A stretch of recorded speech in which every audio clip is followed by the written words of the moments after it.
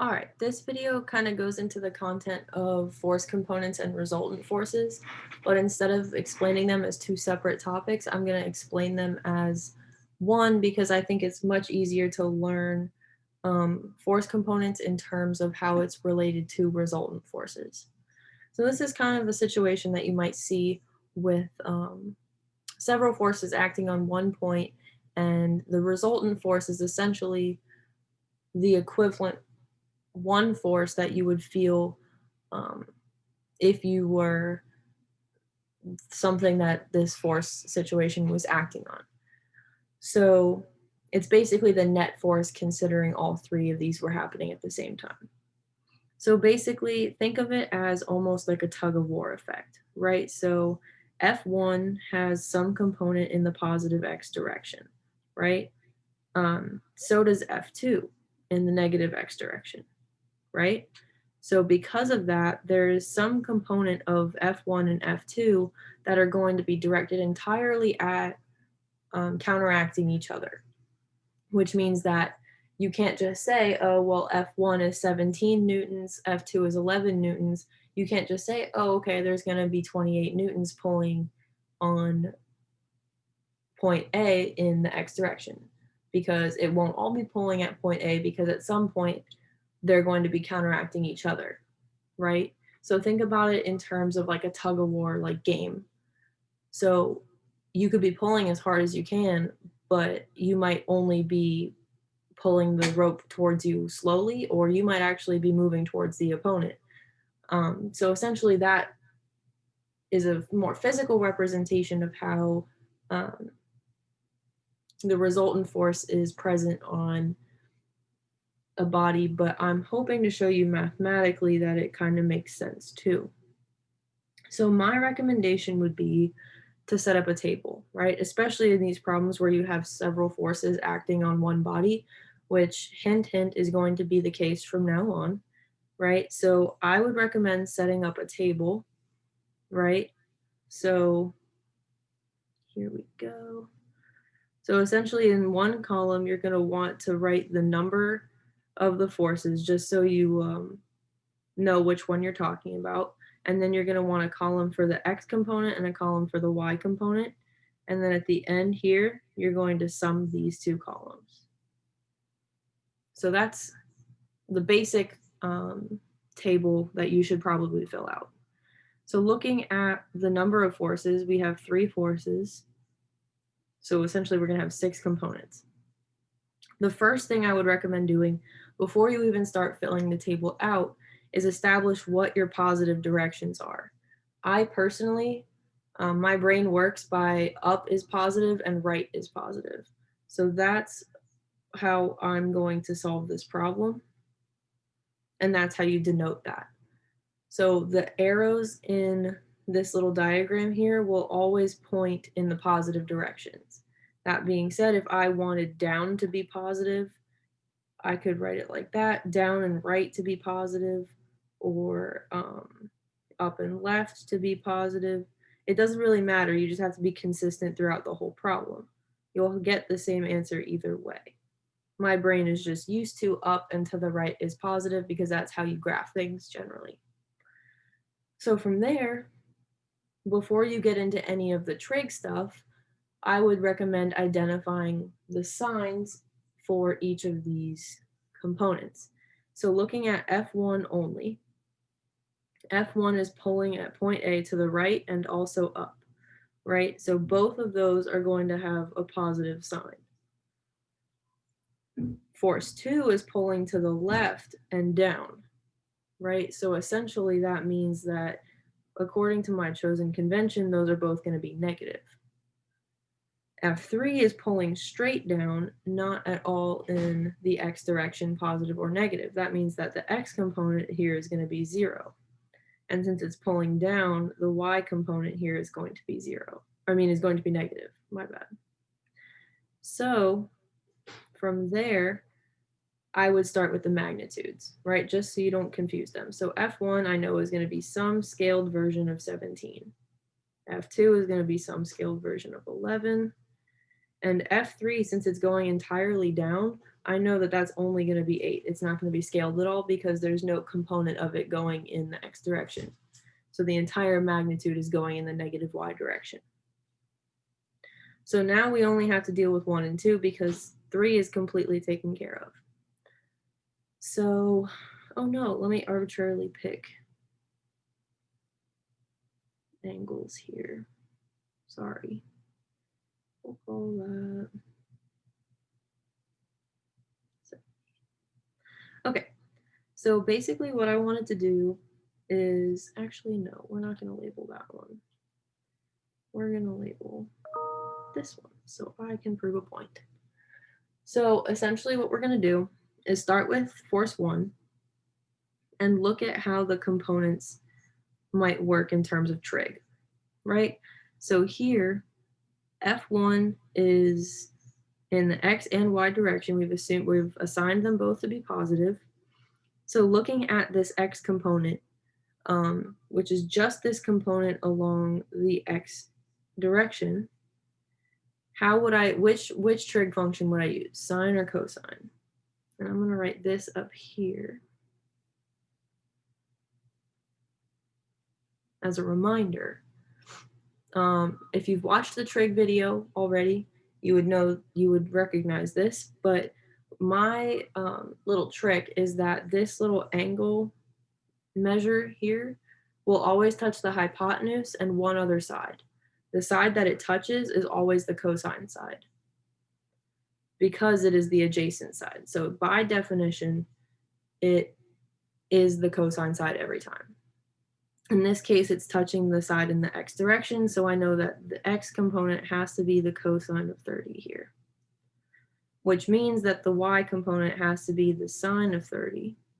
But if I didn't know the x component yet, I could figure that out because this little angle label here is across from that side. So it's essentially pointing at that side. So that is F1. F2 is going to be some scaled version of 11. And again, we're going to have the y component and the x component. How do I know which side's which? Well, I look for which side it's touching. This little angle measure here, which side is it touching? In this case, it's touching the y-axis, or the side going in the y direction. So this one is going to be the cosine, which means that the x direction has to be sine. And there we go. So that being said, the important thing is not to remember cosine is x and sine is y, because as force number 2 shows us, that's not always true. But that's generally how we were introduced to sine and cosine.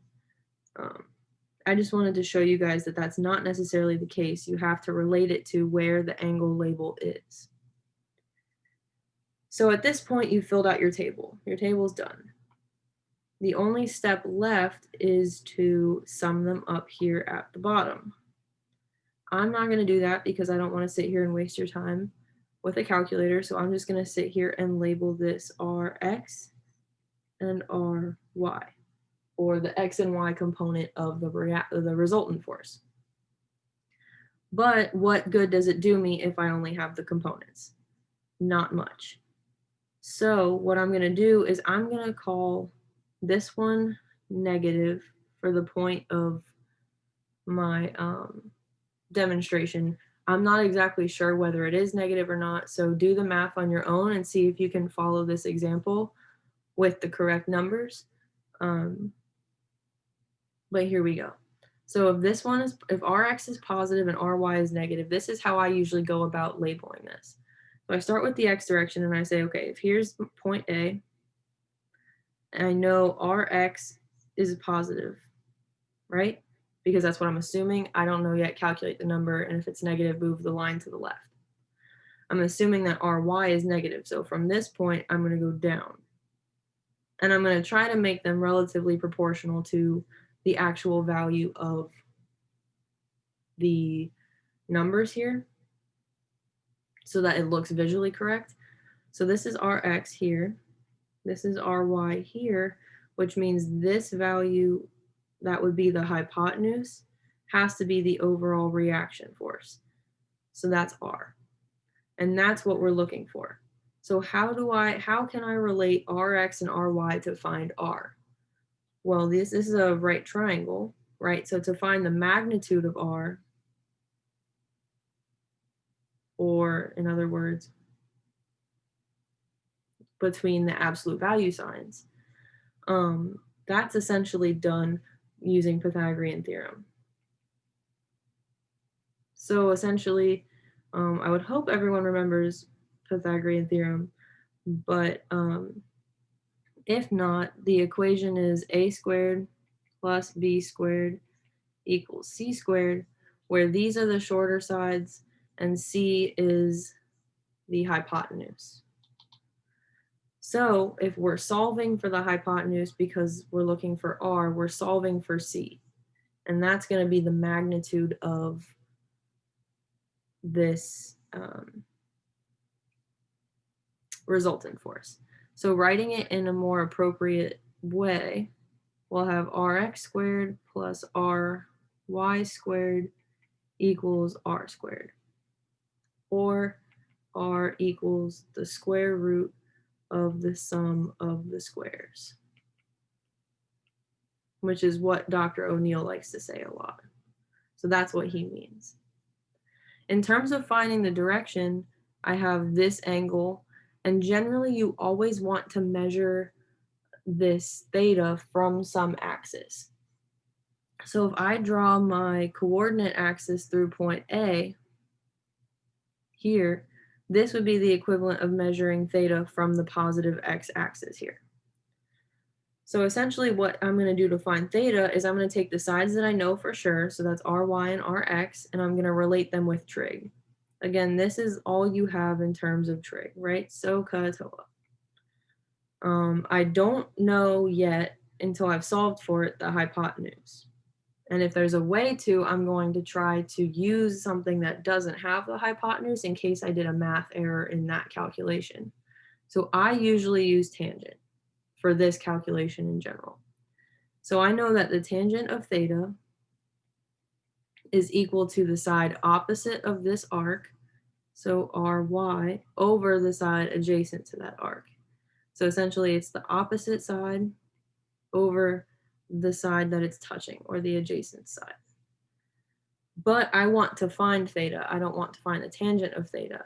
So what I'm going to do is I'm going to do theta equals the arc tangent of Ry over Rx. And that's going to get me that angle theta. So now I have the magnitude and the direction. How do I write the answer? And this is the important part because it's something that they're very finicky about in their grading, but it's super important because it tells you exactly what you need to know about how this force is going. There's no ambiguity in terms of how you can define it. So the question is going to ask you for what is the resultant force, or what is the resultant force acting on this body, or something like that. So the reaction, or the answer, is going to be that the reaction force is R, whatever that number is going to be from here. And then you're going to put your units. And then you're going to say at whatever angle theta that you just calculated here. And then you're going to indicate what direction it is from what axis. So if I'm looking at the example that I just did up here, this theta is going clockwise from the positive x-axis.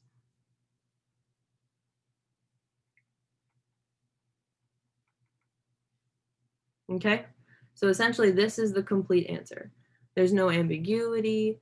I can tell exactly how hard I would have to pull at what direction at point A to get the resulting force of all of the forces up here. So this is the easiest way I would do in terms of organizing it so you have the fewest mistakes, is this table. And then my favorite way of looking at how these are related is with this kind of triangle. So I'm going to do the x component first, and then the y, and then connect them. And then in terms of the rest of the problem, it's just trig. So Pythagorean theorem is something that you should be fairly comfortable with now. Um, this might be a little bit new, the arctangent part, but you could use either. It would either be arctangent theta is that, or sine theta is ry over r, or cosine theta is rx over r. In this case, this is not always the case if the angle is labeled differently. So that's all I really had for the review for the resultant forces. I just wanted to give you guys a little bit more of a clear-cut step order that I would do things in. Other than that, the important thing to remember is this piece up here. Because if you don't tell me what direction is positive and negative, none of these signs can be verified when I'm grading, or when the TAs or when O'Neill are grading your assignments. So it's super, super, super important that you give us that coordinate axis or whatever convention you're using for your signs, because other than that, we won't know whether your signs were correct or not. So feel free to email me with or text me with questions, come to office hours with questions. Yeah, I will see you in class.